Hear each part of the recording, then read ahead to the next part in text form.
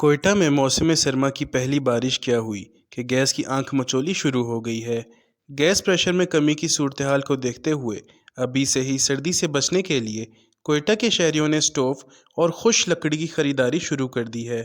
पिछले साल 700 रुपये मन फरोख्त होने वाली खुश्क लकड़ी इस साल 500 रुपये इजाफे के साथ 1200 रुपये फी मन तक जा पहुंची है।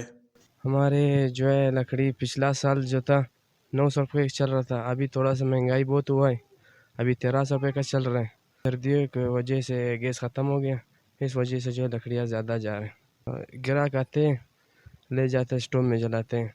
लकड़ी के व्यापारी के मुताबिक लकड़ी की कीमत में इजाफे की वजह लकड़ी का परमिट महंगा होना है और ट्रांसपोर्ट के किरायों में इजाफा भी है। लकड़ी के परमिट की फीस 5,000 से बढ़कर 20,000 तक हो चुकी है। पंजाब में मतलब ये छोटा छोटा पेटरी है ना, सारा वो भाई मतलब पेटरी चलाता है। अच्छा लो फिर भाई मतलब 1200 का वजह से मतलब किराया भी बहुत ऊपर है, तकरीबन मतलब 70,000 80,000 रुपये खाली गाड़ी का किराया है। पहले 1200 से पहले भाई मतलब उसको क्या नाम है मतलब 20,000 25,000 किराया है।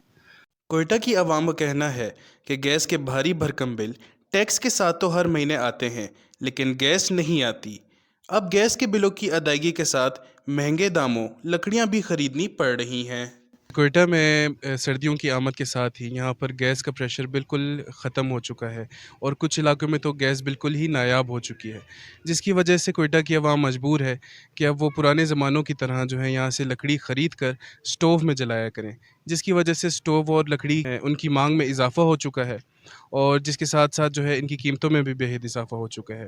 टाल के मालिकान का कहना है कि यहाँ से ज़्यादातर लकड़ियाँ जो है वो पंजाब रवाना की जाती हैं, जहाँ ये फैक्ट्रीज़ में जलाने के काम आती हैं, जिसकी वजह से लकड़ी की भी शॉर्टेज है और यहाँ कोयटा की आवाम जो है महंगी लकड़ी ख़रीद कर गैस कनेक्शन होने के बावजूद स्टोव्स में जलाने पर मजबूर है। रिपोर्टर मोहम्मद बिलाल के साथ वश न्यूज़, कोयटा।